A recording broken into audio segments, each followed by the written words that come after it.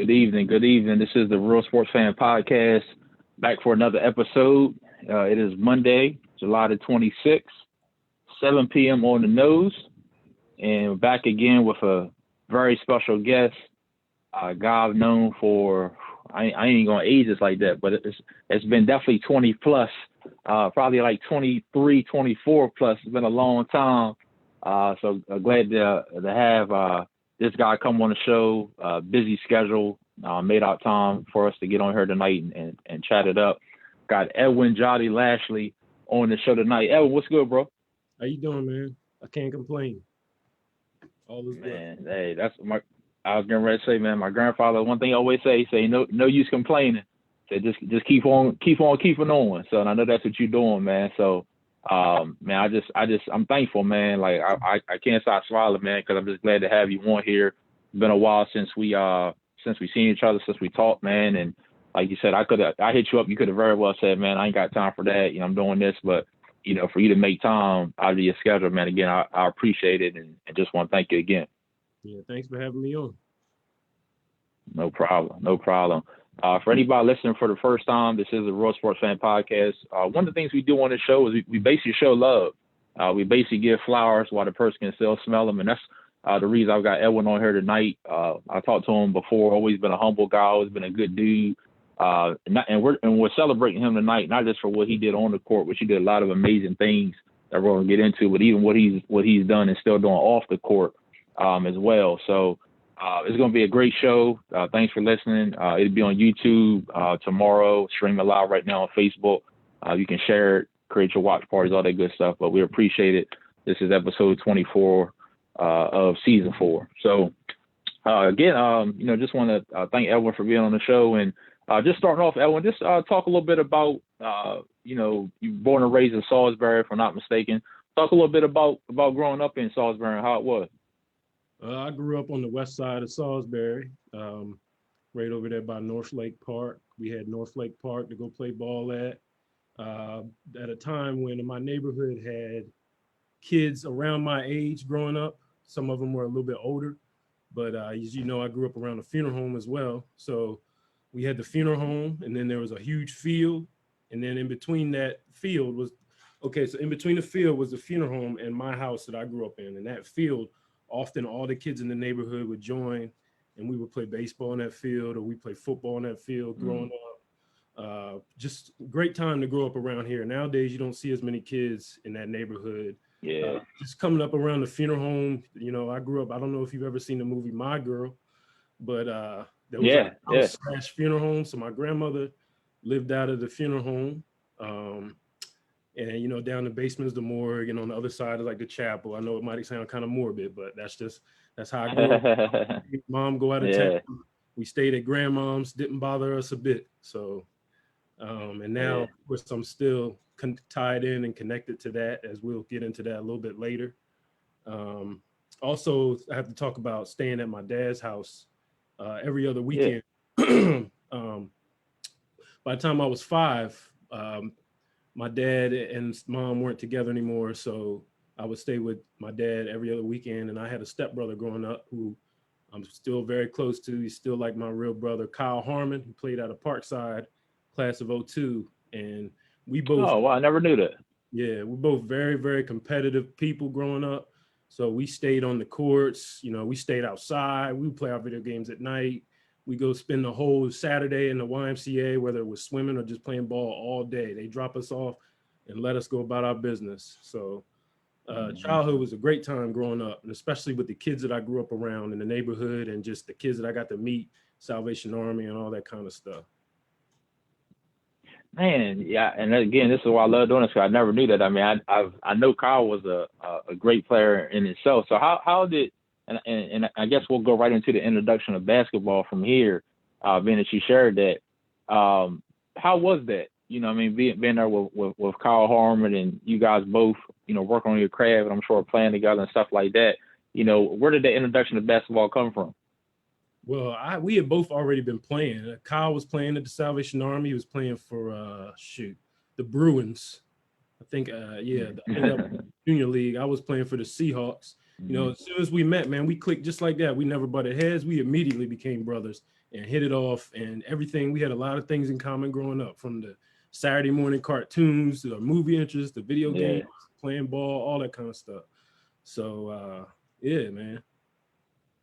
That's dope. That's dope. That's dope. And you said it, man. I always smile again when I hear it. Salvation Army, man. Like, so many great memories. I mean, I met so many of you guys, like not all of them. All my relationship from the South guys started at Salvation Army. It didn't start from high school. You know, it actually started at Salvation Army.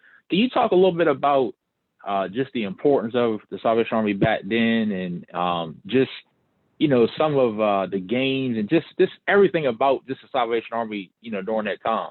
Yeah, first of all, what's up, Camp? Man, that's all we had, basketball wise. That's all we had growing up was the Salvation Army, and the YMCA had a league too. But it wasn't as competitive as the Salvation Army. I started playing basketball when I was 6 years old.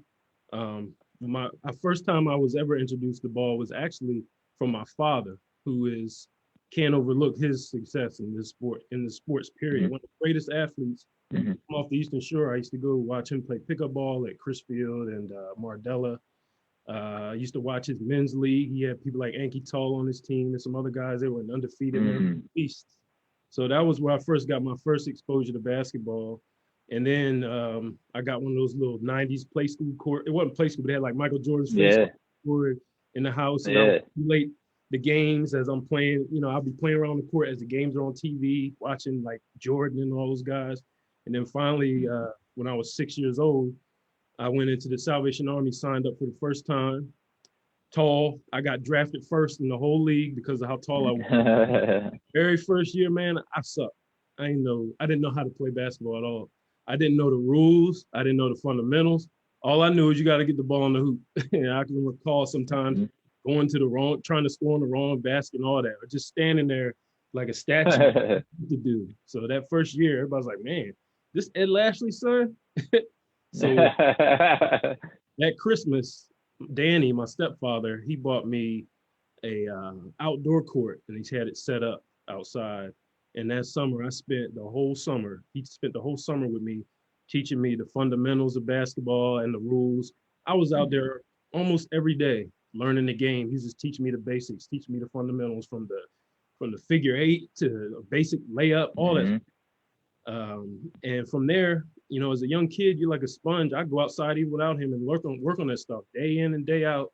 And then I would go to my dad's house with my stepbrother, and we would play too. So that whole summer I spent focused not on learning how to play basketball. That next year I came back for the Seahawks, an entirely different player. Shot everybody. Everybody's like, what happened?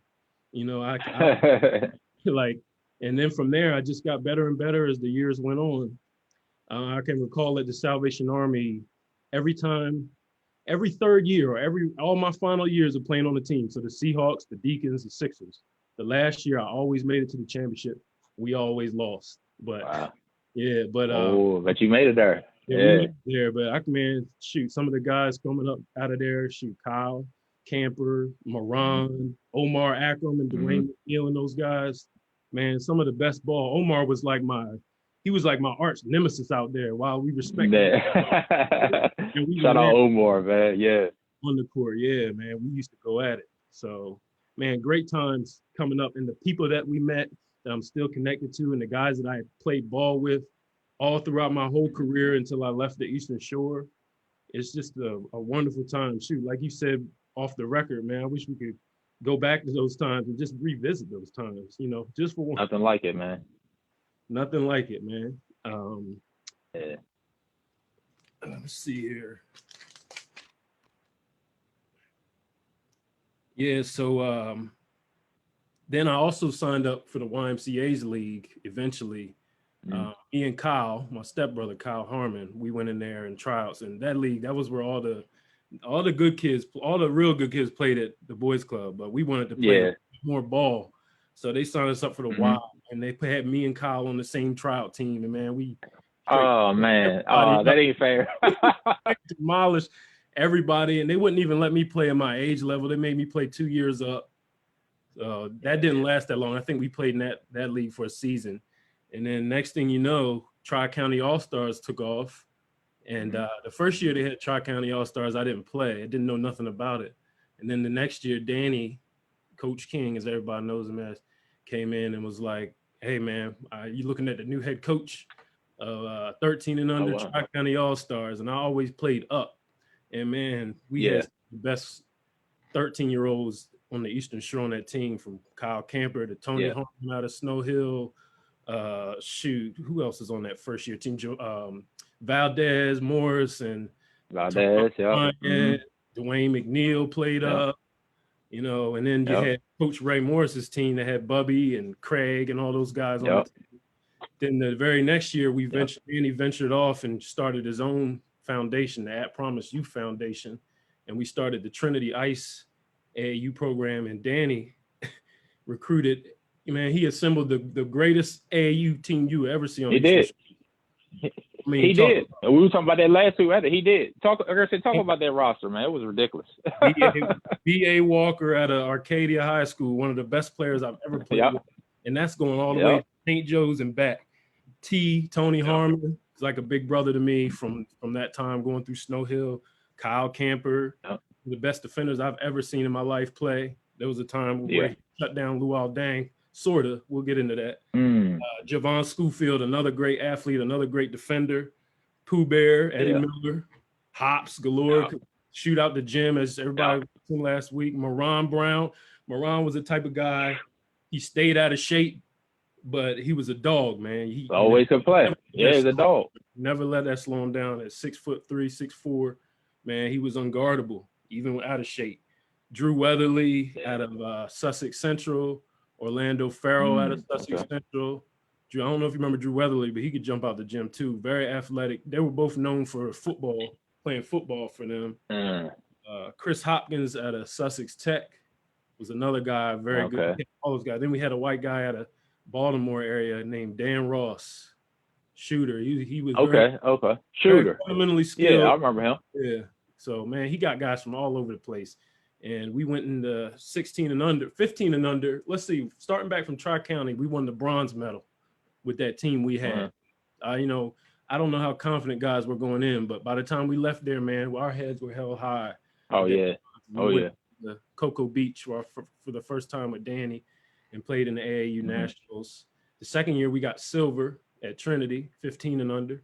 You know, and then the third year, 16 and under, gold.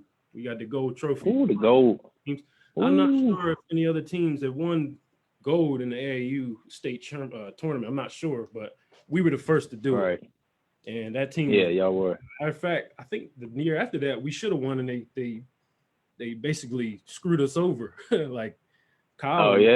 B.A. Walker went up for a block, and they called a foul. He didn't even touch the guy. We ended up losing at the foul line. Oh, man. That's crazy. We went to the YBOA Nationals, and we placed about second or third. I can't remember exactly, but man, we did some balling, man. And those guys, you wonder why, you know, those WiHi State Championship team was so unstoppable, because you know, you had our team with Danny, and you had Ray's team. We always played together, always played against the best competition we could growing up, and that built our confidence to the point where, man, by the time they got to that year, man, nobody's gonna stop that chemistry. It was unstoppable. So that's a great point, man. Yeah. Playing with Danny, though, that was a very humbling experience for me. I was always a reserve coming off the bench for him, playing an age group up.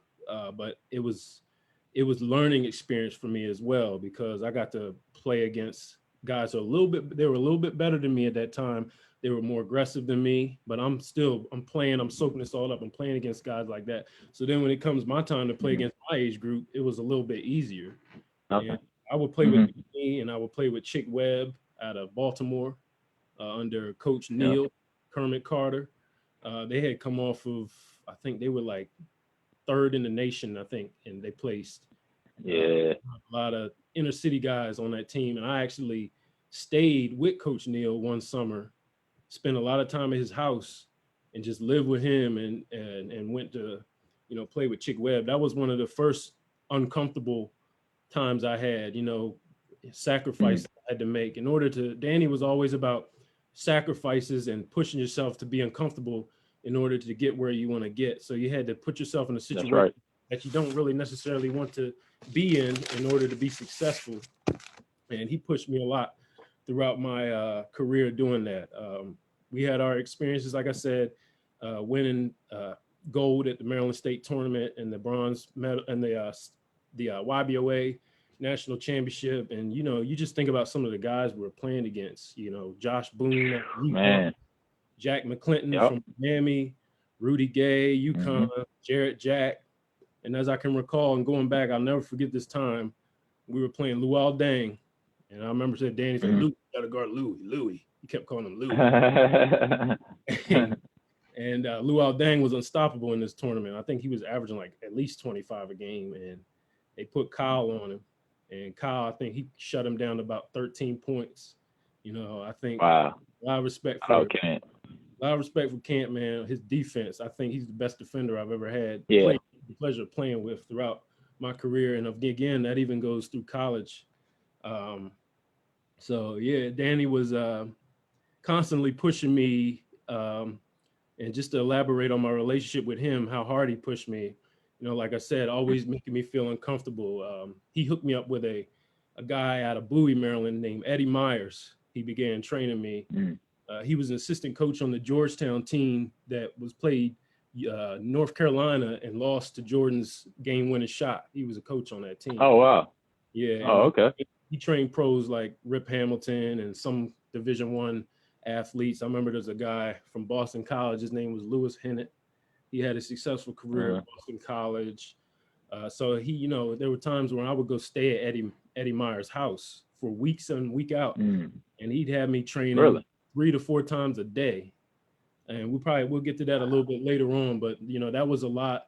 That was a driving force to me gaining a lot of my D1 offers, because I spent a couple months with him just training, nothing but training, probably training more than most people in America, for real, the stuff he had. Yeah, I believe it. That was the best ball. I believe it, yeah. Best ball I ever played in my entire life, which a lot of people didn't really get to see because I was playing with the sharpshooters and we were in Vegas and all those, but we get into that. Yeah. No, that's you know, man, you shared a lot of nuggets there, because even going back to, like you said, that talent, you know, at the Salvation Army, and you're right when you talk about, you know, Kyle's defense. I mean, it was second to none.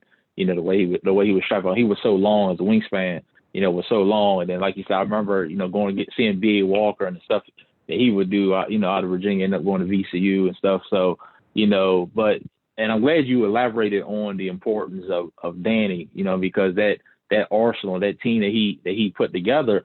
And that's why for the longest time, I thought we were the same age, because you always played up. And I'm glad you said that. And I realized that, you know, that even as I get older and I run into different people and we talk sports and stuff like that, a lot of the guys like you know, y'all guys played up. That's how you got better. So when it's time to play against your own age group, it was nothing. I mean, you know what I'm saying? It was nothing, because you had seen that, you know, so much, you know, so the fact that you were doing it at a young age, and then you talk about all the AAU programs that you play with, like you said, you know, from Trinity, Eastern Shore Athletic, ESAO, sharpshooters, you know, Chick Webb, you know, like I said, they used to give to us all the time. So, you know, those experiences, and like you said, being uncomfortable, not being comfortable, being uncomfortable, you know, catapulted you and made you, you know, a better player. I got a question for you before we move on, because one of the things I was reading about was the fact that you were, you know, 8th grade, you were like 6'1", you know, already. And a lot of times, you know, you get some coaches or some programs that say, okay, you that tall, I want you to play down low. But you still found a way to still be effective from the outside and still be a great shooter. You know, how did that confidence come from? Where did that come from, and not letting someone dictate how you should play because of your height? Because I ran into those problems. I just wanted to hear from that perspective. Danny always, when we played AAU, he always played me on the wing. He said, I'm not going to play down low. Of course, Salvation Army, tallest player in the whole league, I got to play down there. But even if you remember, Salvation Army, I was going coast to coast. I was shooting jump shots. Yeah. Oh, I remember. Yeah, but Danny, man, he pushed me to be a wing, because he said, if you want to play at the next level, you got to learn the wing. Yep. Get away from the 4 position. And that was one of the main reasons why I transferred out of WiHi. And we'll get into that when we get there. But because he wanted me to, he saw something in me that I didn't see in myself yet. That was what I wanted. But he said, man, if you want to play at the next level, I got to get you ready, and you're going to have to learn the wing. So playing upper age level, which back when you're growing up, 1 year is a big difference. And, getting used to me playing on the wing. So then when the time came, I was already trained in that position. That makes complete sense, and that's big that he's seen that, because, like you said, man, a lot of coaches, especially back then, they see that and they still want to put you out of position. But like you said, man, you go into the next level, your wings are 6'4", 6'5", 6'6", 6'7", so that's dope that he's seen that, even when you didn't see it. I laugh a little bit when you talk about being the tallest person at the Salvation Army, because just like we talked earlier, that one article that I seen, 29 points, 33 rebounds. This kid, if y'all listen, this dude had 33 rebounds at the Salvation Army in a rec ball. What do you remember about that game? I definitely got to ask you about that before we go to hospital. What do you remember about that 33 rebound game? Well, what I do remember is, as a kid age, you just want to score. You want to score. But as the game went on, I was like, daggone, I got a lot of rebounds. I wonder how many rebounds I got. So at the end of the game, I remember going over to the scores table, wanting to see how many rebounds I got versus how many points I had. And I didn't remember it was 33 until we dug it up, but I remember it was a lot. I remember being blown away by all the rebounds I had. Then I definitely don't remember that I had 29 points on top of that. So yeah, that's one of those memories from the boys club that I don't forget. Yeah, that's dope, man. That's dope. And you talked about, and it's a great segue and great transition as we start getting into high school, because I told you before this that I pride myself on remembering a lot of things, but I completely forgot about you being at WiHi first. And then when I seen the article and I was reading, I just put my head down like, oh my goodness. If just projecting, if you had stayed, and your senior, well, it would have been your junior year, you would have been on there with Kyle Moran as seniors. So talk about, and you hinted towards that, but talk about first your experience at WiHi, because for people that don't know, he was on varsity as a 9th grader, which is unheard of. It's a lot of talent that's come through, WiHi and a lot of these great programs, but to be on WiHi as a freshman, I hope I said as a freshman, with the talent that they had at the time, from you mentioned Kyle Camper, Bubby Brown, Jermichael, Darnell Camper, John Wolf. I mean, Carl Miles. I mean, the list goes on. At that time, Poorman, he was on there. I mean, the list goes on. I mean, I mean, it was so deep. So to be on there as a freshman, and not just be on there, but to be getting consistent time on that team. Talk about being on that team, and then talk about, the reason why you did end up transferring, and like you said, we'll get into where you went as well. I recall, and this is one more thing from the Salvation Army. Butch Waller actually came. Sure. Was watching me play at the Salvation Army, and I was like, they're like, what that is? That's the same guy that coached your dad in high school, all that kind of stuff. Wow. I wasn't expecting to make varsity as a freshman, for real. I wasn't. When I saw the list, I was like, what? Like, really? I'm on varsity? I didn't really see a significant amount of minutes as a freshman, but for the most part, when I got in the game, I made a positive impact. You can look up. Oh yeah. Look in the papers a lot. Oh yeah. I got the articles. Fact. And that was another humbling experience, and because I had to learn. I didn't have much confidence being a freshman on varsity at the time. I had a hard time learning plays at first. Some growing pains. But coming out of WiHi, I came out with more confidence, and I came out a better player, as you saw going into the next year when I transferred into Snow Hill. I remember playing. I didn't get to play, but we went to the state championship. Just being in the state championship game your first year in high school against Dunbar, we lost by a couple points. Everybody knows that controversial game had us hold the ball the whole game. Yeah. Yeah, I had Bubby on last year, and he talked about that game a lot. Yeah. Yeah, man. He Yeah. didn't have the confidence in us, man. We played against those guys all the time. We could have went right at them. Yep. There was no need for Yep. that. But, That's what he said. Yep. me there. Still a great experience. Got to play at Cole Fieldhouse. Got the state championship. Got some hardware from that too. Mm-hmm. So, Yep. So then after that, Danny and my mother thought it'd be best that I transfer to Snow Hill and play for Coach Alan Miller. Reason behind the transfer was because, one, my grades suffered at WiHi. I did enough just to be eligible, as a freshman. I was like, man, when you're young, you don't care about grades. You just want to play basketball. Nah. I did enough to be eligible to play. It's a wonder my parents even let me play for real. I had I think you had to have like a 1.6. I had like a 1.9 or something like that. Something crazy like that. But one reason, there was a lot of distractions in the classrooms. And Danny also was under the impression that I'd play out of position all 4 years at WiHi, playing the 4 mostly as a freshman, because anybody that knows Butch Waller's system, somebody my size is stuck playing down low. So he wanted me, we went back, he wanted me to learn the 2 and 3, because at the next level, that will be my position if I made it there. So why not give me the best chance to do that? I did not want to leave WiHi. I loved that school. WiHi was one of those schools growing up. My sister went to WiHi, and I would go to the games like, man, I can't wait till I'm in high school on that blue and gold, man. I can't wait. Like in WiHi school, the students and the players always have so much pride for that program, even to this day. Oh, and yes, and my father played for them. And, one thing about my father, we can go back here. I just have to mention this about my dad real quick. I wrote it down here. Because he was drafted. Was he drafted by the Orioles? He was. Was he drafted in MLB? Baseball, yep, he was. He played for the Orioles Developmental League, like their minor league program.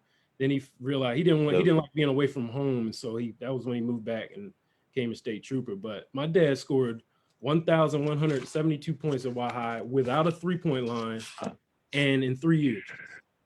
So you tell me he's actually broken that record. Oh man! Wow, that's crazy. Yeah, but that's crazy. Back to what I was saying though, I didn't want to leave there. I loved that program, but when I did get to Snow Hill, they immediately brought me in with open arms, where they could have easily rejected me being an outsider coming right into the starting spot and all that, but they always accept me like family. And I love playing for Coach Miller. Coach Miller, besides Danny, was my favorite coach to play for. I love playing alongside Tony Harmon, Jarrell Harmon, and Kendall Norman. T was, like I said, he was like a big brother to me. And Jarrell was one of the greatest point guards that I ever had the pleasure to play next to, man. Like, people forget how good he was, man. Jarrell was good. They do. He could find he would find you, and the chemistry was there, man. We clicked. He's not talked about enough. Jarrell, you're right. People forget about him. Yeah. Division I talent. Man, the love that I have for the people of Snow Hill, man, because they accepted me in, and still to this day, whenever I'm in Snow Hill or running into people from Snow Hill, things don't change. Just like they're my family. It's like I'm from there. And so I have the utmost respect and love for the people of Snow Hill for always supporting me and bringing me in, welcoming me in with open arms when I joined that program. I remember the first game, I think it was either a game high at 31 or 21 points. I can't remember exactly. 31. My first 31. game, I played Stephen Decatur. And that was like my coming out right there. I couldn't wait for that game. I had, the adrenaline was high for that game. And I broke out, had a big performance, and that confidence took me all throughout those seasons playing with those guys. We almost made it to the States. I don't know if you remember that game, but we had Pocomoke and we went to overtime and we just fell apart. We thought we. I want to get into that real deep because I had a conversation with Eddie last week, so I want to get into that but real quick, going back just a hair, and I'm glad you said that. What the reason for your transfer? Because me looking at it from the outside, I said, well, maybe he just transferred because WiHi was so deep. You know what I mean? But at the end of the day, you were so talented that wouldn't have mattered the following year because you've been going into your sophomore year. You know what I mean? So first I thought it might have been because of depth. But my one question is, before we get into some of the Snow Hill games, is was there any other school that you guys were considering that Danny and your mom was considering, or was it definitely going to be Snow Hill? Like, I know Parkside and Ben. I mean, you got other schools, people not familiar with the South, but talk about that decision on why it was Snow, because they were also, like you said, they're coming off the state championship the year before. Right. So you coming in and they, welcome you like with open arms was big. So talk a little bit about that. Well, the other option was either Snow Hill or Archbishop Spalding, actually. Danny was. Oh, wow. Okay. Spalding, but I was like, man, he realized I wasn't ready to move away from home. So Coach Miller, I remember Coach Miller came around some of our AAU practices a lot. Sometimes, I guess, because T played for us and all that. And he said, why don't you bring him down to Snow Hill? He played that overload offense with me, because I could guard the big guy, but the overload offense allowed me to play on the wing and, and develop from the wing. So playing with Coach Miller, man, I'm telling you, man, it was a great time. Yeah. Great coach, a great guy, stayed on top of his players, but also had that relationship with his players, where you could joke with him any way you wanted to. He could joke with you any way you wanted to. No hard feelings. He could run you down and yell at you and lay you out all you wanted, but you never took it personal because you had developed that type of respect for Coach Miller. And just the energy from the crowd and the small atmosphere at Snow Hill, that little gym, man. I love playing that gym.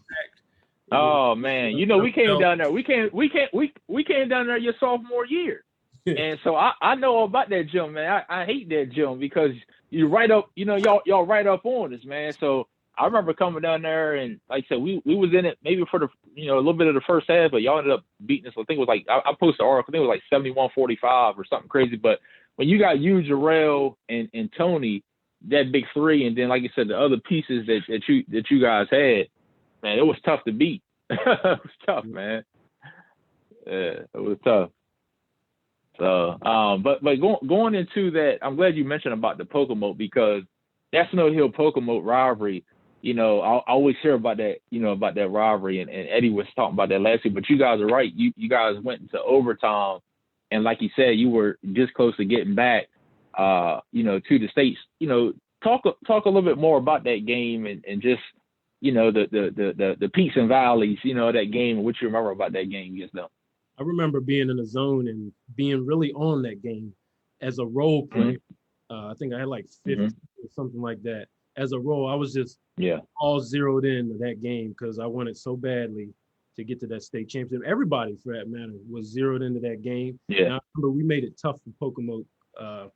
Pooh Bear didn't go off on us like he normally would a lot of times. He did, yeah. And it came down to somebody, I think it was T, had a putback at the buzzer. And I remember jumping up and down in the middle of the court, hugging Kendall. And they're like, it didn't count. It didn't count. It was after the buzzer went off. I'm like, what? After that, everybody started falling apart because we thought we had them right there. And then that overtime, players getting technical. Yeah. And we just fell apart and we lost, man. Yeah, that was tough. Yeah, I know. It was a couple texts given after that, and that's when you think you win a game regulation, and then you have to go to overtime. It does take you down, so it's hard to try to get back up or something like that. But like you said, that was a big time game. I definitely remember reading about that, and then just reading about it, getting ready for this, just refresh my memory on some stuff was wild. But what do you remember about that year as a whole, being that it came to an end, that Tony and Jarrell, they're graduating. So, you talked about a little bit, about that work you put in the summer. Did that make you work even harder knowing next year, you're going to be going from a role player to the number one guy? What was your mentality, after that year going into the summer?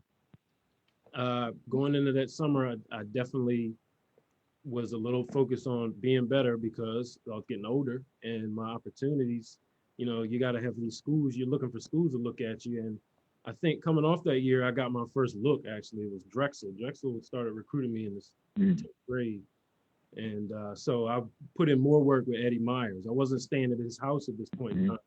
but I would go up the road with Danny to work out. A lot of times we would bring some of the guys with us. Aaron Wyatt, Kyle Camper would go, Austin, I think B.A. Walker probably went, and we would train. Like, you get top tier pro level training going up there, and just training. Talk about some of the training y'all did either together or even when you stayed at his house, individually, some of the stuff that you guys did, because I like to hear just from a basketball perspective as a junkie myself.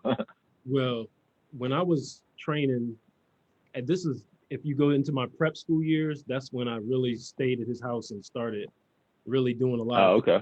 Me up at 6 a.m, running a 6-minute mile, and then followed by a bunch of jump rope drills right on the track. I remember getting in the car and just feel like I'm gonna pass out. Like, you go home, you get some breakfast, you get a chance to rest a little bit, and then we go into the gym and we're doing 2.5 hours training just basketball, and a lot of jump rope, a lot of footwork, ladder drills are included in that basketball workout. Go home again, get something to eat, chill out for a little bit, go back to the local YMCA, lifting weights for about an hour. And then sometimes if they were playing pickup ball, I would play pickup ball. So a lot of times, and this was Monday through Saturday when I stayed there, that I was doing that every day. And that, going into that year of prep school, because, I played 2 years at St. Thomas More, but that going into my senior year, when it was really crunch time, right before I started playing for Coverdale and the Sharpshooters, I spent that time with Eddie. We'll get into that a little bit more when we hit there. But yeah, man, rigorous. Sure. But again, being uncomfortable and willing to make a sacrifice. And I wouldn't have been pushed. I would not have probably made that sacrifice if I didn't have the people in my corner pushing me to make it. It means a lot. Yeah, people in your corner, that means a lot, and pushing you to get to the level that they know you can get to. And like you said, I know you say you was a role player, and you was third, option, fourth option on that team, but you still had 29 against North Dorchester. You had a number of 20-point games. Stephen Decatur, we talked about the 31-point game and stuff like that. So I can imagine, just your mentality and the work and getting ready, for your junior year. What was it like, going into your junior? Because a lot of people might know it was a coaching change.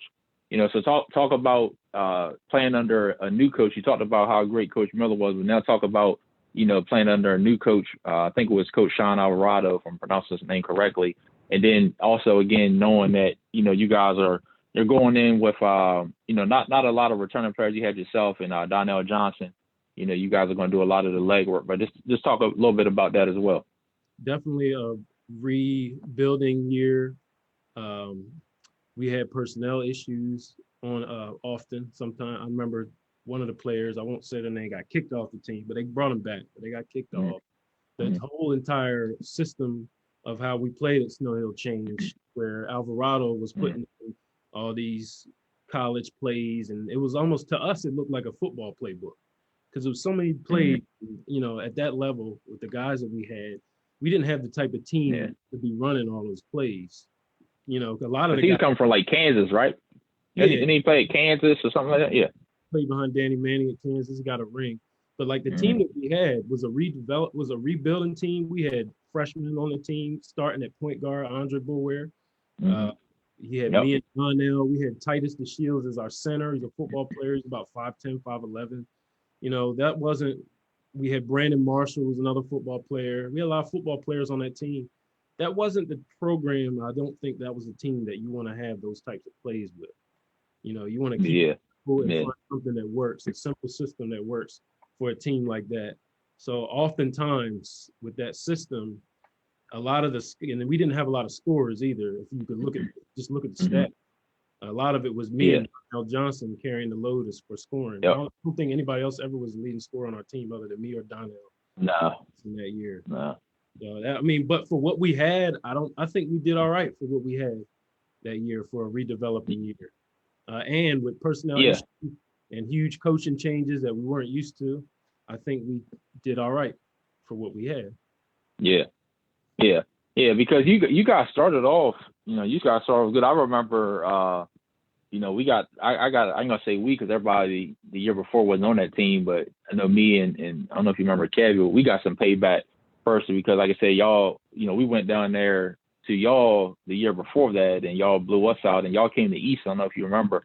Y'all came to Easton that year, and we both had one loss, and we were up. I think we jumped out like 17-2 on y'all, and y'all fought back. But it was a good game. We ended up winning that game. But I remember when I first seen y'all were big. Like you said, y'all weren't. You guys had a lot of guys out of position, but you guys were big. And we had a 6'8" guy at the time, which helped us tremendously. But you guys are big, and you started off, I think, like maybe 6-1, something like that. And I think after us, you lost to us, and then had Pocomoke, lost to them, and then, like you said, kind of went from there. But I always tell people, man, and you can speak of it because of the coaching you played for. Coaching and systems matter a lot. Like, and I think as we continue this interview, people are here is that, the system matters and coaching matters. And I always tell people that, no matter the talent. So, sometimes, when you talk about the playbook y'all had, it was just a little too much. But you guys still, I mean, and again, you did what you did. I mean, you got your numbers, and I think you ended up I think it was second team Delhi Toms. That year. I'm looking at a game right here now against Decatur. You love Decatur too. You had 22 in the first half against them. Ended up with 31 again. You had 26 against North Dorchester. You liked them too. You guys beat Bennett at the buzzer, in overtime. You remember that game? You had to tip in. Yeah. Talk a little bit about some of those games you remember. Yeah. They won. Who would have known that they would have went from that game that we played them to go on and win the state championship, because they weren't the same team. Yep. We played them. They beat us too. Mm-hmm. Beat them like that. Yep. They talk about size. They had a lot of size. And like I said, they didn't come into their own yet. They got better as the year got on, got themselves to that They point. did. You remember that game, how having to scratch and claw though to stay in that game. I had to get a lot, I remember me and Donna had to rely heavily on rebounding. It came down to you had double that game. Yeah, It came down to a foul shot to Andre Bulware, I think, and he ended up hitting the shot to steal the win. I think he won by like 1 or 2 points from the foul line. So that game was foul line and rebounding that helped us win that game. Yep. You guys ended up scratching out of that by 3, 57-54. Like you said, you had to tip in with 5 seconds in overtime. So then what you call, like you said, hit the free throw. So yeah, that was a game. I was reading about that one. Yeah. So and then like you said, you guys had some other tough battles. Chrisfield, always another tough game against y'all. Play WiHi. And those guys, and Kyle and those guys. So, it was an interesting year, I'm sure, for you. So, and I'm looking at this 34 against, Mardella. So one thing about you, man, you were always going to get your numbers, because that's how great of a player that you was. So talk to me about, because this is what I respect about you a lot. I ain't going to say the most, because I respect you on a lot of things, is that one of the things I always told myself I wanted to do back in like 7th or 8th grade, me and a buddy of mine, we always said when we get to 11th grade, we always want to go to prep school, and we just, we talked about it, but we didn't know how to set it in motion and stuff like that. But you actually did that, which I respect so much. And you talked about it, so, elaborate a little bit more on the decision to go from Snow Hill to a very known prep school, in Connecticut, St. Thomas More. A lot of players, Andre Drummond, he went there. After that, Ed Cota, before that, the list goes on. So Eric Pascal ended up going to Villanova after that. So talk a little bit about that, if you don't mind, about prep school. I remember we went to visit it just to look at it. We drove 6 hours, me, my mom, Danny, and I was like, it was in the middle of nowhere in Connecticut. Please, I'm like, y'all really gonna leave me here? Like, I'm not trying to come here. And then when we left, they're like, I don't think we're gonna send you here. I don't know. And then that summer came, and they came up and they're like, Edwin, you're gonna have to make it. I was like, no, I don't want to go. Absolutely not. And then you talk about the experience of being uncomfortable and being willing to make a sacrifice. And it took a long time for me to to, make up my mind to really want to go. I remember having a talk with Danny, and he said, Edwin, he said, you don't have to make this decision. He said, I'm going to put this paper right here. You can sign it if you want. You don't have to if you don't want to. But I guarantee you, if you sign this paper, this will be one of the best decisions that you ever made in your life for your future. And so I thought about, all right, fine, I'll sign it. I said, in my head, I'm thinking, if this don't work, I'm coming at your neck. But sure enough, was he right? Because even still to this day, I would do it all over again. And it was one of the best decisions I made for myself as it pertains to basketball. And matter of fact, for life too, as well, because it prepared me to be away from college and all those types of things. Everybody on that St. Thomas More team, both years, pretty much everybody was D1 bound. Everybody was the man on their high school team somewhere. And so that was another humbling experience. St. Thomas More was an all boys school in the middle of nowhere. Like I said, you had to wear a blazer, shirt and tie. You had to have slacks. You had to be clean shaven at all times. It was on a lake. So in the wintertime, imagine that freezing over and how cold it is when the wind's blowing off. Snow and all. It snows like it rains in the springtime here. So Danny said, if you want that good D1 exposure, this is the type of sacrifices you're going to have to be willing to make to get what you really want. How bad do you really want it? He would say that all the time. And so I made the move. And the first year I was there, I came off the bench as like the 8th man. I was 11th grade. They reclassified me. And when I went there, I didn't know I was reclassified for about 2 months later. And my coach pulled me in my office. And I was like, really? I was like, man, my parents did this to me. Now I got to be stuck here for 2 years. I thought it was just going to be one. But I was 11th grade playing on the postgraduate team. And man, we saw level guys like Darrell Wright, Andre Black, guys like that. Darrell Wright went straight to the league from Salisbury, which was in our conference, and we played them. We shut him down. I'm a Heat guy. We shut him down to 4 points, and we blew them out in our gym. St. Thomas More. Oh wow, man, that coach there, one of the hardest coaches I've ever played for, but one of the best coaches I've ever played for. I dare say the best. Jerry Quinn at St. Thomas More is still one hell of a coach, man. He's hard on you. He's hard on you, but it's only to make you. It's only, like he would say, to make you tough skinned. You gotta be tough skinned. Level of play. Man, he would yell at you, scream at you, cuss you out. But again, you had so much respect for him that you would never backtalk him. You often see nowadays where you can't even, you don't even have to yell at him. You can't say nothing to him. You just look at him. Just give them a critique, and they want to backtalk you and basically say how you're not right.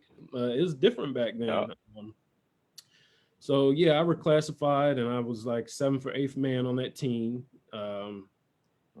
Everybody on that team went Division I, mid-major. Most of them were mid-major Division I's, but still, that was the first time I was on a team where I was one of the smaller players, because we had like 6'10", 6'11", 6'8", 6'5", so on and so on. So after that first year of prep school, that was when the ball got real.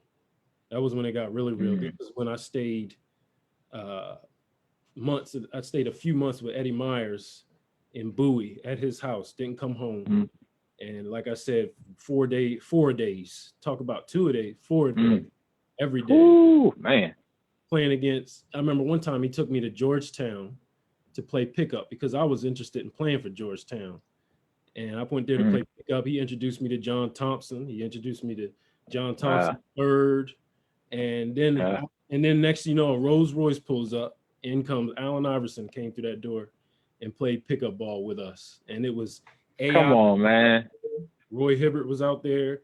Jeff Green was out there. And another old head he was retired. I can't remember his name. He's an African dude. God, that's crazy. And that pickup showed me, like, man, this work I'm putting in is really working, because I stood out in that pickup with those guys. I was on Allen Iverson's team, and I'll never forget this moment, man, for the rest of my life, because Allen Iverson is one of my all-time favorite players. A fast break, he throws me the ball for a dunk. And then on the way back down the court, high five, good job, young fella. Like, oh man, that's the best, man. God, that's crazy. Yeah, and I went to work that day. I was like, man, like, I'm going in, I'm like, shoot, I'm at Georgetown. I'm playing against Allen Iverson and all these guys. Mm-hmm. You know, you kind of question your confidence. But when I went in there, it was just natural because I was working so hard, you know, putting in all this work in the gym that it just was paying off. Like, and then you got on to for Dwayne Coverdale out of Delaware for the Delaware Sharpshooter. Yep. And I went I was under the radar for the longest time. I had two schools looking at me at that time. I had Drexel and College of Charleston were recruiting me. Charleston was on me heavy. And that summer on the summer league and AAU circuit, I blew up. Like people, I was buzzing. My name was buzzing.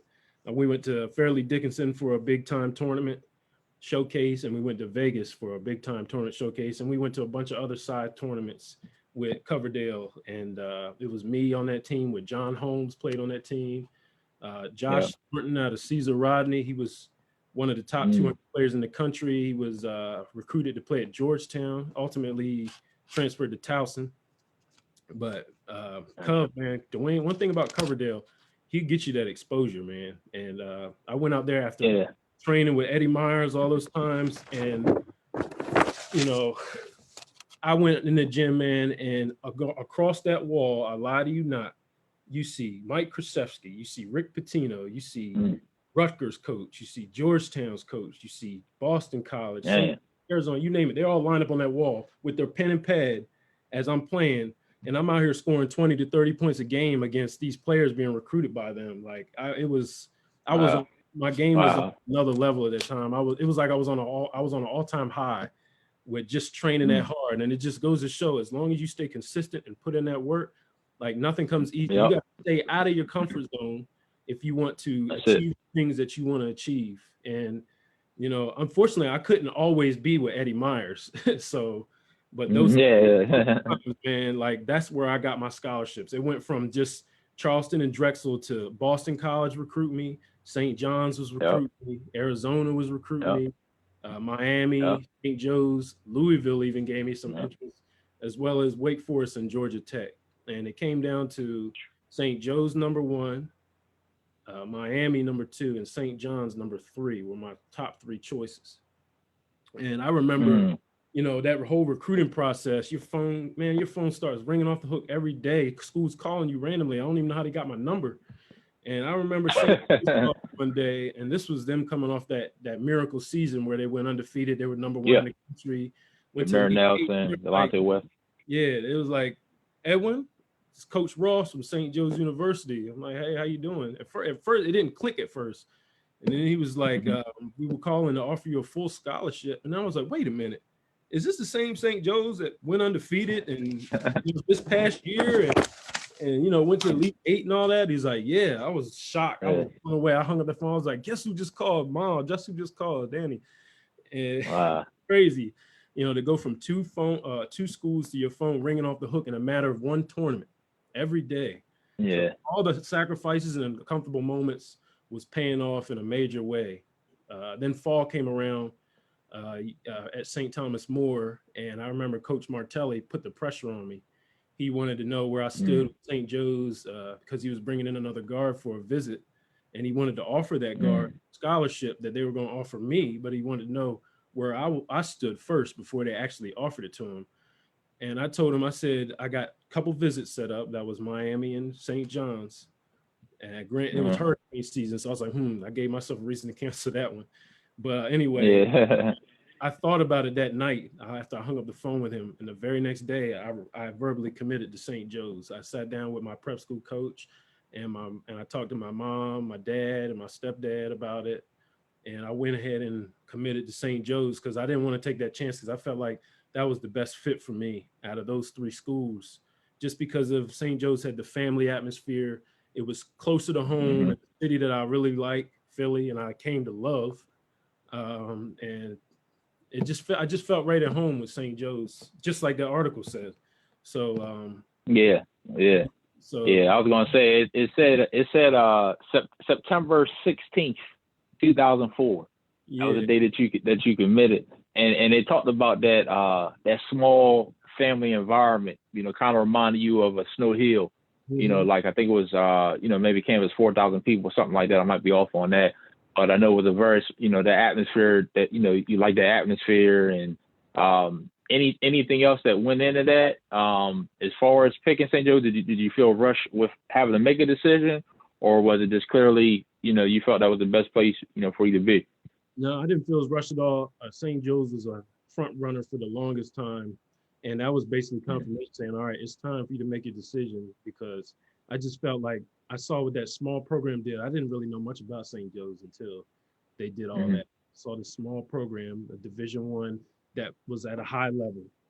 And I saw the opportunities that came out of it for Jameer Nelson and Delonte West, small, guys, smaller guys, just being able to shine and being exposed and make it to that next level. I was like, I thought that St. Joe's was the perfect level of Division I for me to go to. Miami, St. John's, Duke, everybody thinks, Duke, John, if it's D1, it's got to be it really doesn't. Arizona, guys like that. When you get to Division I or D2, really, it doesn't matter. Like, if you can play, you can play, and you're going to be seen regardless. Right. I even dare say, even at D3, it's a little harder at D3, but D1, D2, sure. Like, shoot, I had a guy I played with prep school. He played at Millersville. He played for the D League for the longest time and was one of their leading scorers for a long time. And he was a small guy. I started my senior year at St. Thomas More after I verbally committed that fall, and the commits alongside with me at St. Thomas More were two Villanova commits, Dwayne Anderson and Antonio Pena, who played with Sebastian Telfair at Lincoln. And they called us the three-headed monster because they had three Big Five recruits on the team. Anybody that doesn't know what the Big Five is in Philadelphia, that's rich in tradition with Philly college basketball. It's rival basketball. It's LaSalle, it's, University of Penn, it's St. Joe's, it's Villanova, Drexel, those schools. So that was the big headline. You had two Nova guys and a St. Joe's guy, and we all know. Not everybody knows, but as well as I do, St. Joe's number one rivals are Villanova and Temple.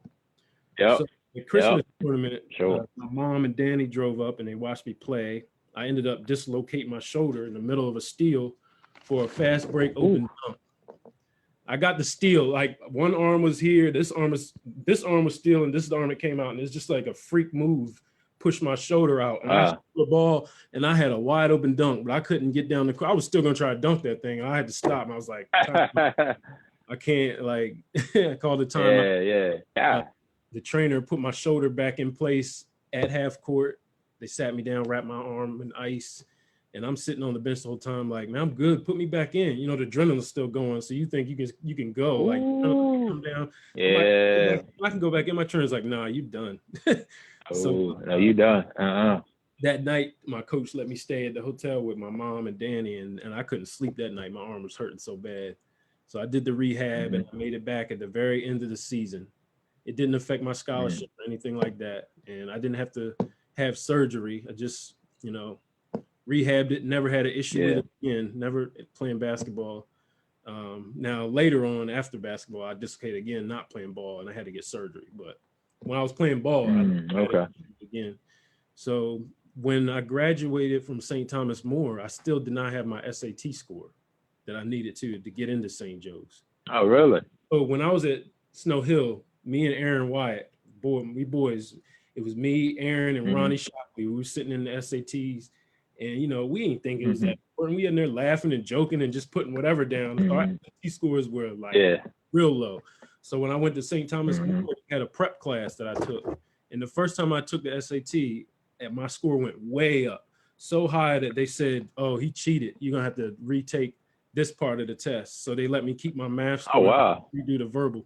So on the very last test, I went home. It was the very last chance I had to take the SAT. I took it at Bennett, and I got the score I needed on the very last try. And wow. Well, you talking about God. I don't know what would have happened if I didn't get that score. So, yeah. And then if you want the crazy thing is though, I'm sorry not to cut you off, but the crazy thing is though, I mean, if that would have happened, the fact that you didn't cheat, like I guess like you say, your score went up so high that they thought that someone had to have taken it, but that would have been crazy if that did happen off of something like that you really didn't cheat on. So I'm glad you shared that story, because I was even reading, and it's funny that you even brought up when you was back at WiHi about, having I think you said a 1.9, and I'm sure, looking at how far you came academically, because a lot of the guys I sit and talk to, whether it's you, whether it's Eddie, whether it's Andre Collins when he was on here, all talk about the importance of grades. And sometimes we forget about that, or people forget about, they always look at sports, but guys have to have a good grade. And they talked about how you went from, like you said, a C average, to an A average, and stuff like that. So, anything else you want to add about either the SATs or just academically, how well you improved? Kids out there that listen, if anything, if you want to go play basketball to give yourself a chance, grades is the absolute number one thing that's going to get you there. Mm-hmm. It's not your talent. You could be the best player in Salisbury. You could be the best player on Eastern Shore. If you ain't got no grades, you're not going anywhere. Yeah. And that a lot of, it's hard to get that as a young kid, because I was there once and I didn't think it was that important either until it got down to the nitty gritty. See, a lot of kids, they'll get there, they'll go through the motions all through school. And then when it gets down to the nitty gritty, mm-hmm. they realize it's too late at that point. So I was fortunate to have the support and people in my corner that helped prevent that from happening with me. Mm-hmm. Without that support, who knows what, because even when I got to Snow Hill, I had honor roll. I was on honor roll a couple of times. But again, I did better there too than I did at WiHi, but I could have done better. My mom always said, Mom always said, if you got a B, then you could have got an A, or mm-hmm. was like that. Mom and them, they saw something in me that I didn't see in myself. Great. That's cool. Grades is important. Grades and dedication to the game. Just because you're good doesn't mean that, there's other kids all over this world that are practicing, working on their game, whereas some kids think they got it all figured out and they don't think they need that. But then when they, when it comes down to it, there's a root in for a root away. Yeah, and I'm glad you said that, Edwin, man, because even here you talk about the work you put in, off the court. I didn't realize, looking back, I definitely didn't work out enough on my game individually. It's one thing to play. You play pickup ball and you do different things. And, you always had times where you work out on yourself. But like you said, there's someone else that's getting up at 5 o'clock in the morning or 6 o'clock in the morning, and they're lifting weights. And, back then I didn't even lift weights. You're lifting weights like you're shooting, or, you're doing different things to get ready. So the fact that, you talked about all the work you put in, which was key. And also like the fact that you talked about Coverdale. I always tell people I had a chance to play with the sharpshooters. I think like 9th, 10th grade, didn't do it. I hate to talk about regrets, but one of the things looking back, I should have did, because you're right. Coverdale would give you exposure, man. You know what I'm saying? And between you and Andre Collins, I had Marty Bailey on here from Eastern, Shelton Hawkins. They always talk about Coverdale and that exposure and that work that he provided. Could you also talk about, before we get to St. Joe's, about some camps that you were part of? Because I also read about a lot of the camps that you attended, big time camps. So could you even touch on some of the camps that you were fortunate to attend? One of the first big camps I got to go to was the NBA Players Camp. It was at VCU. Yep. That's what I was hoping you said. I got B.A. Walker was with me. There was a guy out of D.C., Baltimore area named Daniel Bell, who's one heck of a player. I can't remember who. It might have been somebody else, but I remember in that camp, Al Jefferson was there. Rice, who was in the Philly area. Yeah. It was a lot of guys that played in the league. I can't even remember anymore, but I remember a lot of guys that were there ended up playing in the league. And then you had the coaching staff. It was Jerry Stackhouse, Ben Wallace, the Cooper guy from the Lakers from back in the day. I can't think of his first name right now. Michael Cooper. And they had Michael Curry from the Detroit Pistons. And, David Thompson was even there. The man did all jump up and took a coin off the top. That was a crazy experience. And, again, I got to stand out against those types of players, getting that type of exposure. It was all about Eddie Myers is all about you need to play as much basketball as you can.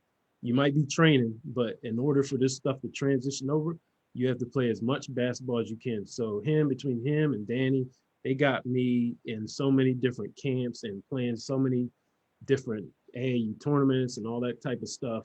Where it was just becoming natural as far as playing against that level of competition. I had gotten used to playing against guys like that at that point in time. And then I remember I was coming from Vegas and the Eastern Invitational had already started. And I was like, man, I'm tired. I'm not trying to play in it. But I was like featured as like one of the top 20 players in the camp. So Mike Rice, who used to coach at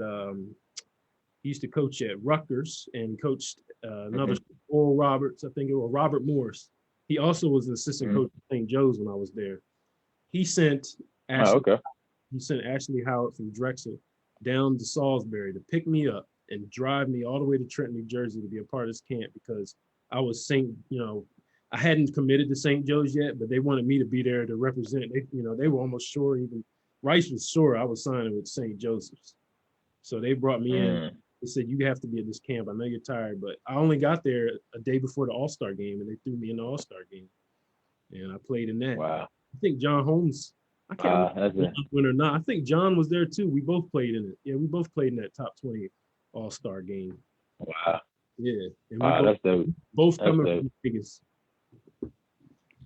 Man, that's dope, man. Like I said, I appreciate that because that's one of the ones that stuck out when I read is about you and B.A. Walker and Bell attending that NBA camp at VCU. And like you said, and B.A. Walker is up being at VCU too later, years later. So that was pretty cool. But man, I appreciate you mentioning that. And I'll be reluctant to also mention one of the things I forgot to mention, even going back to your Snow Hill days. You guys did get a big win. I just want to put a little pin in that. In the playoffs, y'all did get a playoff win. Y'all beat Washington. I don't know if you remember. Y'all came back 1 by 5. You had 12 in the fourth. Double. Yeah. I remember the game. I was upset. I was mad because I was in foul trouble the whole game. And I was sitting on the bench. Like I sat on the bench for a whole quarter. I think I got like 2 quick. And I went back in. I got a third. Man, and when they put me back in, I was like, it's go time. You went to work.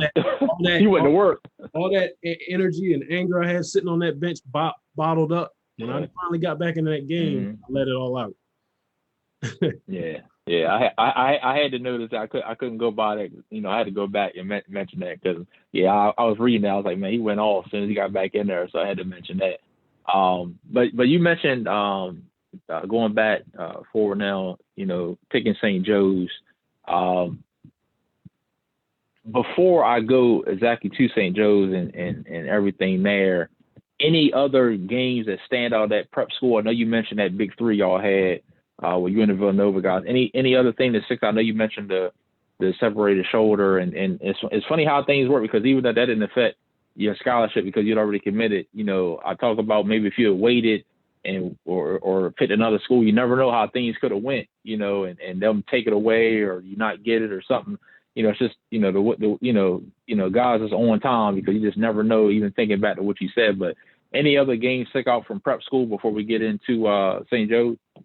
Because I missed most of the season with a shoulder injury, there's not much. But I do remember we played in a tournament. It was like the prep school version of Slam Dunk at the Beach.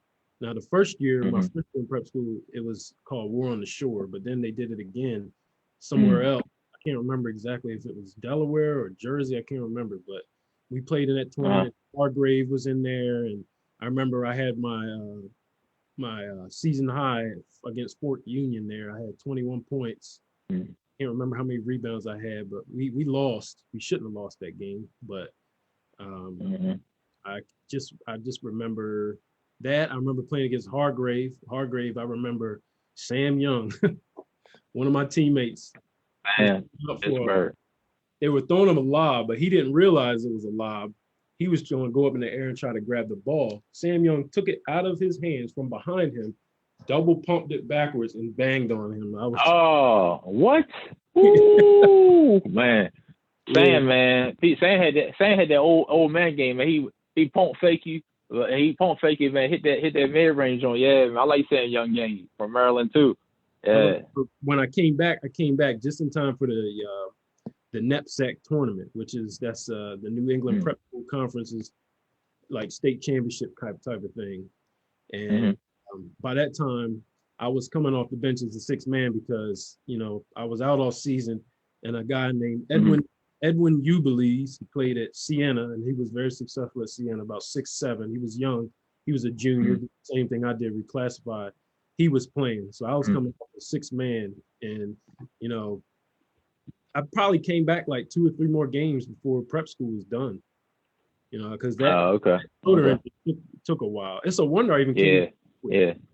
For real. Yeah. That's a big injury. Yeah, I dislocated my finger, and that hurt for a while. So your shoulder, I can only imagine. But I guess it still made you feel good though. That at least you didn't have to try to hurry up and rush back and try to hurry up and say, okay, I don't got no looks. I got to hurry up and try to get some looks, or I got to get an offer. So I know that had to be comforting in a sense that you didn't have to worry about that. So. Only thing about that. That's the only thing about the time and being injured was I missed all that time to get better before I went to St. Joe's. That was the only thing. Like I took a step backwards because I was sidelined with that shoulder injury. Yeah, to get yourself. Yeah. After I graduated prep school, I was back at Eddie's and training before I went to St. Joe's. The first semester or before school started, they actually had us on campus that summer before freshman year started. So every year, summer, we spent a portion of the summer at St. Joe's taking classes because Coach Martelli wanted to make sure that we would graduate on time. Granted, we're in a 4-year scholarship. So, because, if you graduate on time, once your 4 years is up, you can't play no more because your scholarship, right. You probably have to transfer because that's, your scholarship is paid for and all that kind of stuff. So that was a way of making sure players graduated on time. So we came in there, Ahmad Nivens, he was one of my best friends today. Still, he was on that trip with us. He was a beast. Yeah. He was a beast. Yeah.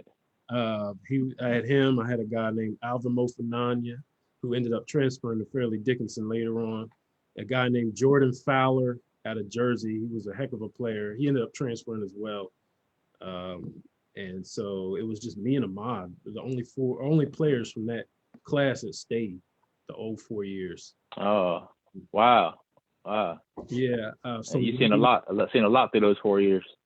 Oh yeah. At least 10 players transferred out of St. Joe's in my 4 years there. But some games I can remember freshman year, we went to Madison Square Garden, and that's an accomplishment itself, man. Something that's like a dream come true. Oh yeah. The halls of Madison Square Garden, playing on that court. We played Kansas, and we beat Kansas. Freshmen didn't get a lot of time. Ahmad was the only one getting a little bit of time as a freshman from those freshmen. But that just being in that garden and being on that floor and playing against Kansas on ESPN and beating them was a great experience for me, a great moment for me. In college, when you got to St. Joe's, remember I talked about how WiHi, I couldn't get plays down. Well, when you got to college, our plays changed every 7 games. Every 7 games we changed our plays. So teams won't pick up on those plays. That makes sense. Okay. Reports and film in college and all that. So every 7 games we changed our plays around. And I didn't have an issue with it by that time. I was used to it, and I was able to retain the plays every 7 games. So I had no issue with plays anymore. Another game of note, Gonzaga on New Year's Eve, we played Gonzaga. They were ranked number 1 in the country, I think. Maybe not number 1, but they had the number 1 college player in the country. They had Adam Morrison. You remember him? Adam Morrison. Yeah. I was playing that game, and I remember they drew up a play specifically for me going into the half to get me open for a wide open 3. That thing rolled in and out. But again, that's just a memory that sticks with me. And being in that atmosphere, that's the craziest atmosphere I've ever played in, going to Gonzaga and playing. Those fans were so loud that we couldn't even hear coach in the huddles. Couldn't hear yourself talk. We had to make up sign language for plays. The crowd, the whole game was jumping up and down.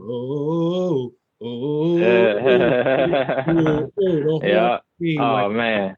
It was so crazy that had us hyped, and we were the away team. We're like, shoot, they pumping us up. They think they're hurting. Right. Exactly. It's atmosphere. We ended up losing to them in overtime.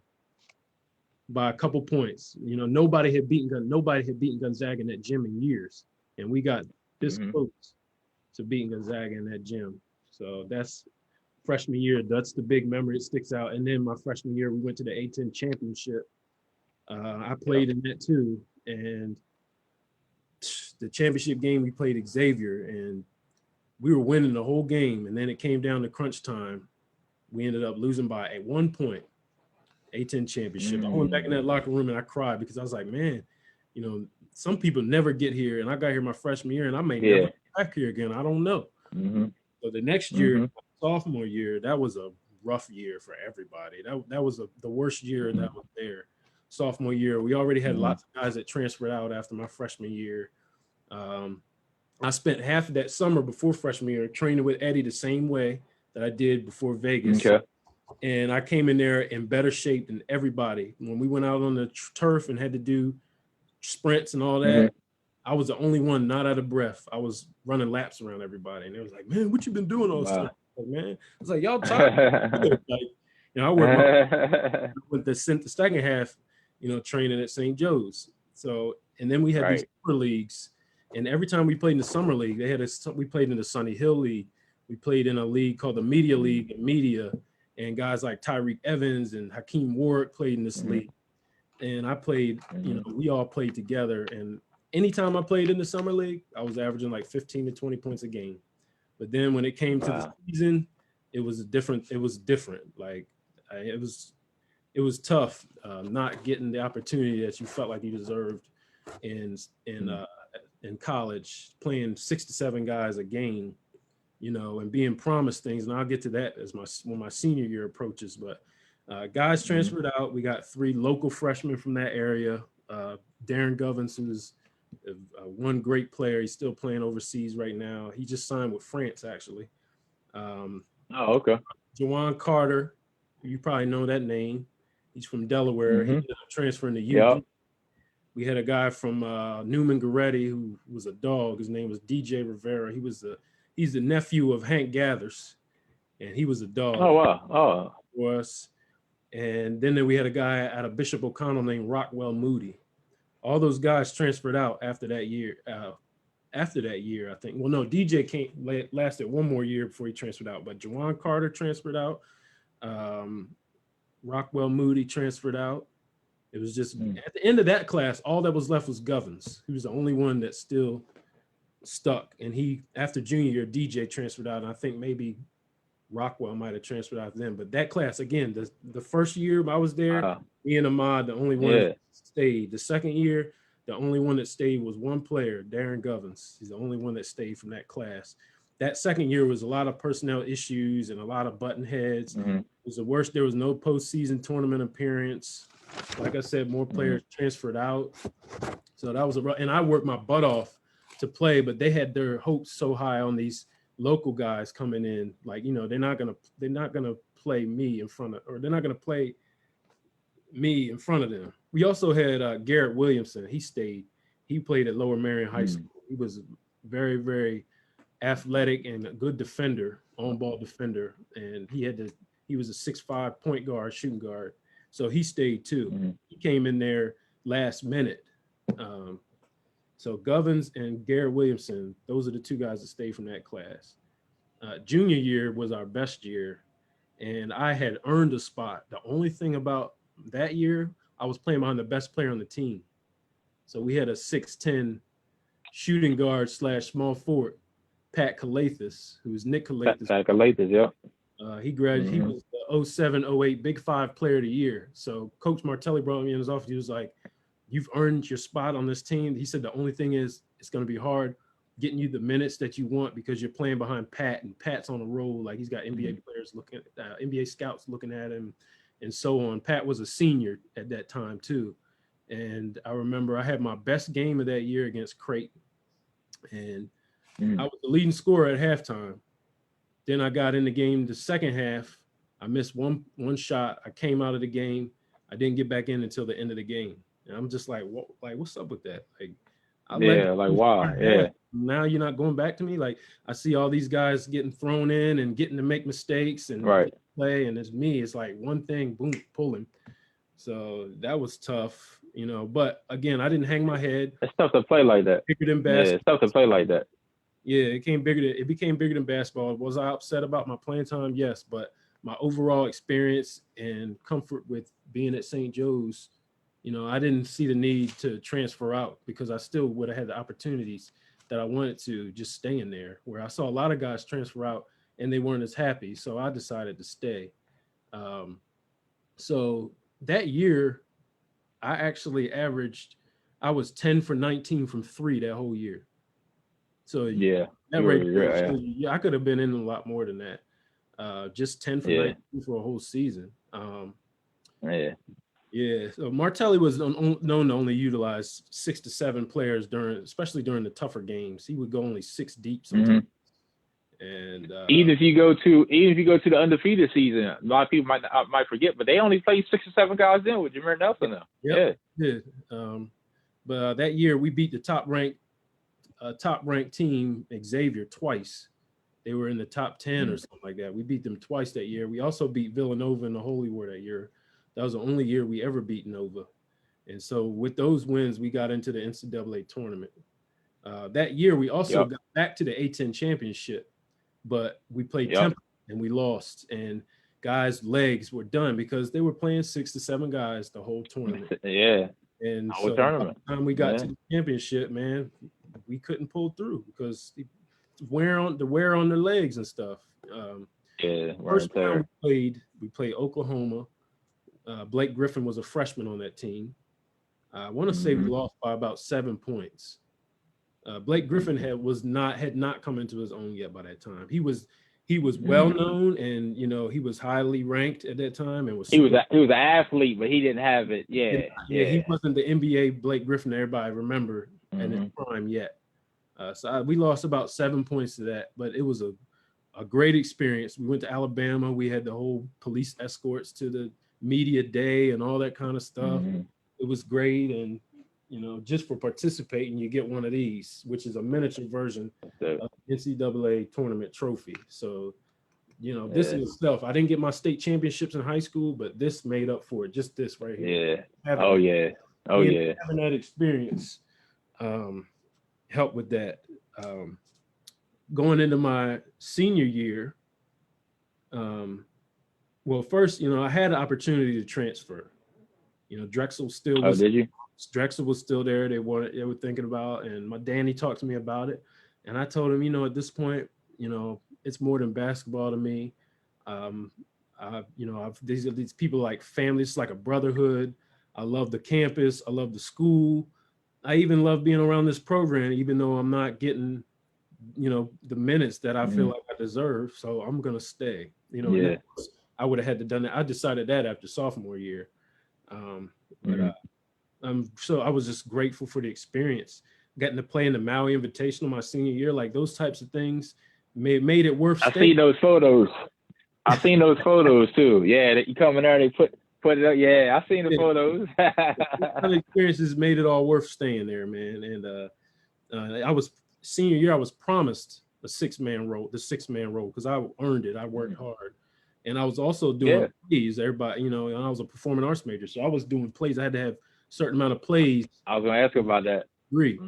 So I was doing that, and I was busting my tail. And the coaches were commending me for my effort. They told me I earned the spot and blah, blah, blah. Never followed through the promise. Some freshmen, he started playing these freshmen in front of me that I actually showed the ropes to and helped them on the way. It's just like somebody helped me. And so I guess he looked at what was on his way out. These guys are here, and we need to get them ready. So I'm changing my mind, or he either lied, just straight up told me a lie, or that's what happened. But I don't hold that against Martelli because he's still a great coach, still a great man, and I respect him tremendously.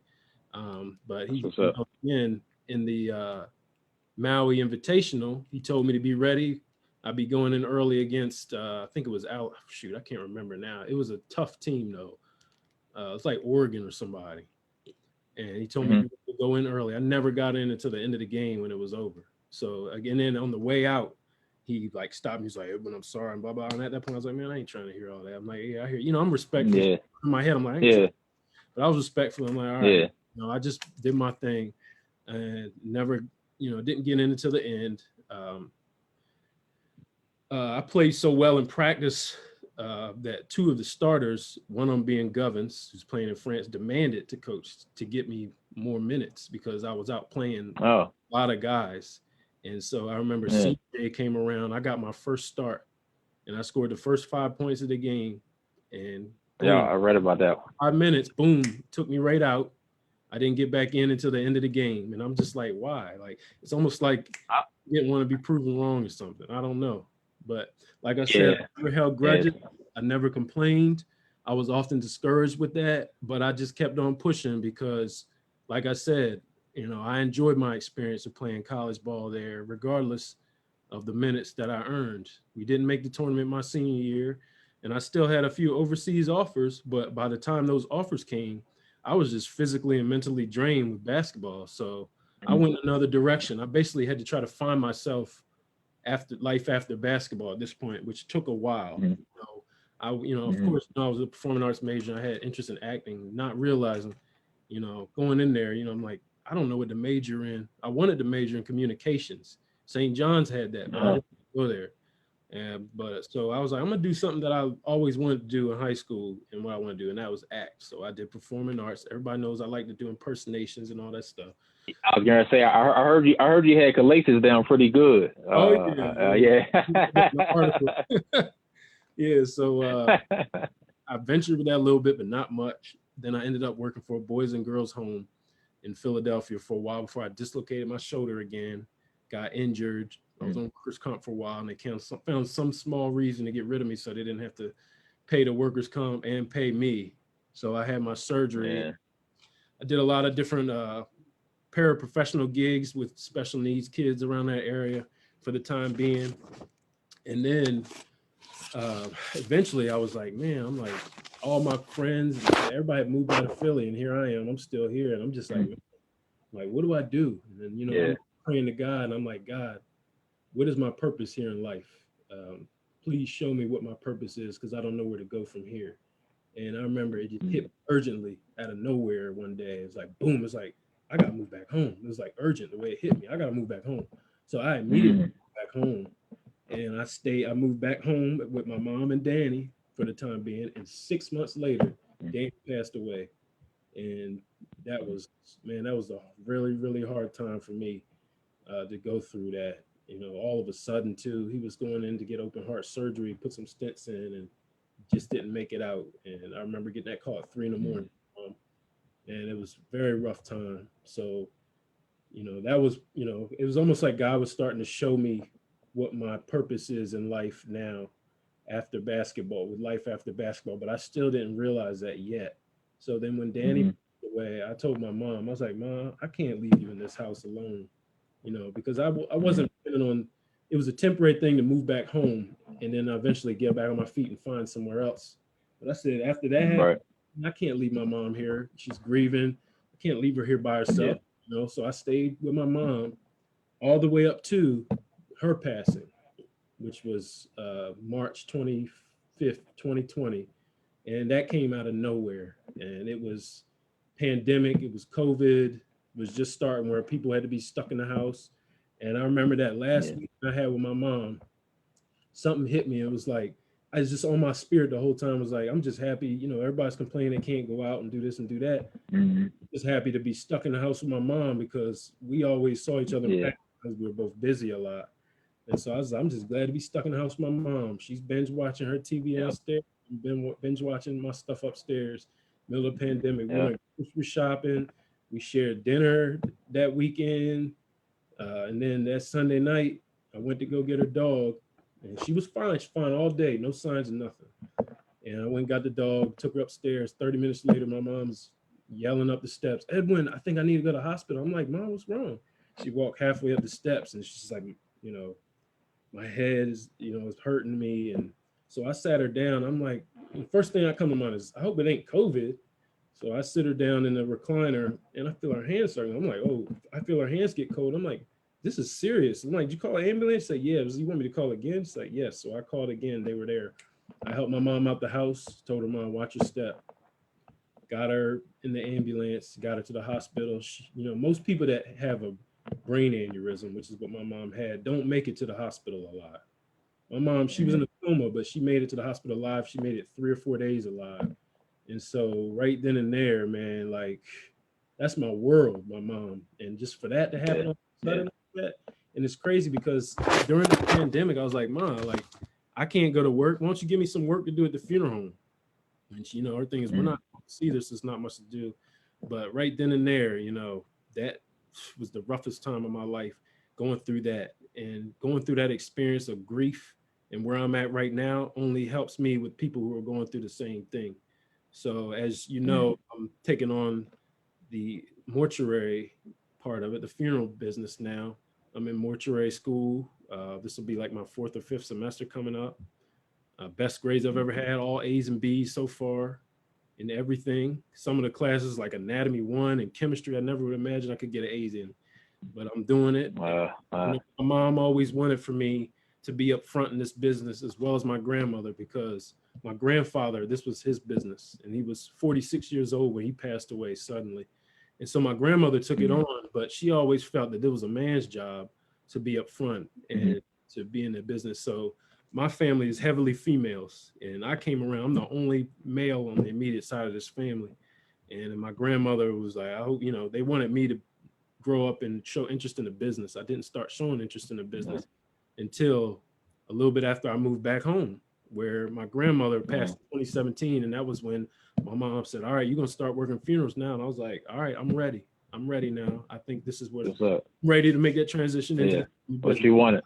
So started working funerals. And then, of course, my mom passed suddenly. And then that same week my mom passed, I enrolled myself in the mortuary school. Another case of being uncomfortable and having to make a sacrifice in order to get where you want to get. I couldn't dare see my family's business fold after 70 plus years of, of being around and all the hard work they put in. And, it's not like it's thrust on me like something I don't want to do and got to do. No, I want to do this. And doing this helps me with my grief, because this is what my mom, this is what Danny even mentioned to me. This is what my father has mentioned to me before, with my grandmother, my grandfather, all that. So to be able to do this and be able to carry that legacy on makes me feel proud and makes me feel honored. It helps me with my grief. And also having to go through the experience of losing the most important woman in your life gives you that experience going in to help other families deal with their losses, their loved ones. So there it is, my purpose right there. Remember, I was telling you, going back to my purpose. I was just getting ready to say, So I came back home. I had to go through some of the toughest losses I ever had to go through in my life in order to get where I'm at right now, to be able to carry on a business like this. And so that's where I'm at right now in life. And I'm also helping coach at Bennett High School with Bubby, Craig Winder. Bubby and Craig. We got the longest coaching staff in on the Eastern. Look, y'all did. Y'all did. Look, real quick. 2 years ago, you guys played Easton in the playoffs, and you guys came to Easton and played our team in the playoffs. And I got to say what's up to Craig, because we met at the same time, but I didn't get to say what's up to you. But I said, man, y'all got a lot of coaches. Y'all got a lot of coaches, Me, Bubby, Craig, Brendan Gross. I don't think BR was there that game, but Wade Canelli, Irv, man, we got a lot of coaches. Everybody has their own. We got Cortez Ferrer. Everybody has their own things that they do great. Cortez is a motivator. He's that type who stay on your behind and upset the kids, but he's lighting a fire on them at the same time. And the kids, especially this group, respect that. I'm the guy that does all the skill work. So all that skill work and training I learned from Eddie Myers, I take to this program, and all the training I learned in Division I. So like, even though I'm going into the funeral business, I still plan on giving back to the kids in our community with the fuel, with the engine being basketball, because Danny's legacy and vision is also something that I always wanted to continue to do. I got all this knowledge coming up, as you saw from this podcast. Basketball, I don't want to keep that to myself. I want to be able to pass it on to this next generation of kids, to give them the best opportunity to play at the level that they want to play at. And so I've trained kids for free. Like I only offer nothing. I just like to give back. This was before the pandemic. I haven't gotten to it lately, but I take kids who, I work at East Salisbury Elementary, and we have a nothing but net program. Me and Jeremy Sterling from Chrisfield, we coach them, and I'll take some of those kids in the gym. I won't charge them hardly anything, maybe $5, it depends on how many kids it is. But I'm not looking for money. I just want to give back. I just want to give these kids. I want to pass on what I learned to these kids and give them a better chance. So that's what got me into helping coach at Bennett. It's tough right now because I'm having to do the funeral business and do school and have a job to do that. But even though I'm there every day before all this, and so right now it's kind of tough. But once I get my license and get situated, I still plan on being all in with that and giving back to the community, especially the youth around here. Everybody, all these kids trying to, use sports as a engine to get where they want to get in life. That's right. All that. So I have that. I have those tools. I don't want to hold on to them. I want to pass them on while serving the community and helping people deal with the toughest things that they have to go through with grief and everything in their life. Man, I tell you, man, you share so many gems, Ed, man. I tell you, man, even going back to when you were talking about how you were in Philly and, it was God speaking to you, basically, you got to get back home. And the urgency, you use the word urgency. And just think about, God, he has a interesting way of getting our attention. And just think if you was like, well, now I'm going to wait, a few months and I'll eventually get back home. But like you said, you got home in enough time to spend those last 6 months with Danny. That's something that stuck to me when you said that, like, you did just what God told you to do at that time. And it's good that you did that because you were able to spend that time with him before he passed. And then, like you said, finding your purpose. Like I said, my condolences to lose your mom and knowing, that you had already started, a couple years earlier getting in the funeral business and what your grandma said and things like that. And that same week, you losing somebody and getting into, and applying for school and you're in school and learning that and taking on the business. And then you talked about giving back, something that, like you said, Danny did with AAU, what your mom did with the business. And then even with your dad, I read about your dad being a state trooper and so loved in the community. So many people have so many great things to say about your dad and what he did in the community. So all those things that you said that spoke to me, so man, I thank you, man, because what you share here for kids, for myself, for anybody watching, man, is something that we all can take a piece of that, and run forward with that, man. So I tip my hat to you, man. I really do. I've worked every single funeral since my mom passed away. And I'm thinking back, like, how did I do that? But it's all God. Like, a lot of things have been revealed to me through this whole grieving process since my mother passed away. And to me, it just goes to show that God is out there and he's working for real. And that's right. Now in life is to serve my community, make my family proud, and get to that point in my life where when it's my time to go, I can be with my mom, my family again someday. That's right. That's how you feel when you lose your mom. That's right. You have to work, treat life like, all right, I gotta be on point so I can see mom again. So that's right. That's right.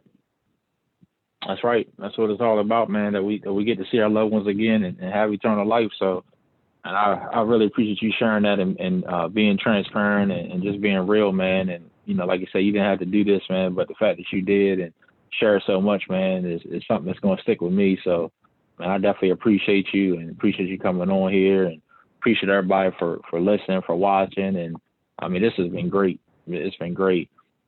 Before we get out of here, man, any last words or anything you want to, anything else you might have missed or want to say or share or just anything, closing words, closing remarks?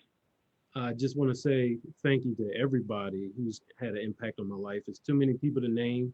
That goes through all the players that I've mentioned through this podcast, all the people that have mentored and helped me along the way, and all the people today that are helping me. Also, to anybody that's youth out there, just remember, if you want to make whatever it is in life, whether it's basketball, whether anything, any goals that you're trying to reach, you have to put yourself in uncomfortable situations sometimes and make sacrifices in order to get what you want to get, because nothing comes easy in life. And my dad always tells me that today, son, there ain't nothing worth having that's easy in life. You have to work for it. So don't expect nothing to fall in your lap. And that's the lesson that I've learned from day one, coming all the life lessons I had, you know, through all these years. And that's another thing that I want to instill in these children out here. You know, nothing comes easy. You gotta make yourself uncomfortable, and you gotta be willing to sacrifice in order to get what you want to get. If you ever see anybody's life stories out there that have been successful, they all come from uncomfortable situations. All come from uncomfortable. So history, that's just how it is, man. Yep. Settle for me. I tell you, man. That's well said, man. I can't come behind that and say nothing else, man. Again, I just wanna thank you, you know, and thank you for coming on, Edwin. And like I said, appreciate you. Like I said, you talk about how busy you are, man, and for you to make time for me. And, you know, someone needed to hear this. You know, a lot of people need to hear this. I need to hear this story. So, you know, talking about your journey and everything you've been through, you know, the peaks and valleys and everything, man. So again, I just want to say I appreciate you. You talked about, you know, not letting the funeral home go and about your family legacy. From the outside looking in, I can tell you're doing a great job. Just keep on keeping on. Keep God first like you're already doing. And the sky's the limit, man. I just want to say I appreciate you. Yeah, I appreciate you having me on and me being able to share my story with you guys. Most definitely, man. Most definitely, man. We'll be in touch, man. Hopefully we can get up soon, man. And definitely been a minute since I've seen you. But again, I want to thank you for coming on. Thank everybody for listening. Real Sports Fan Podcast with Edwin, Jolley, Lashley. We out of here. Peace. Peace. All right, bro. I'll talk to you. Talk to you later. Take care. All right, man. Peace.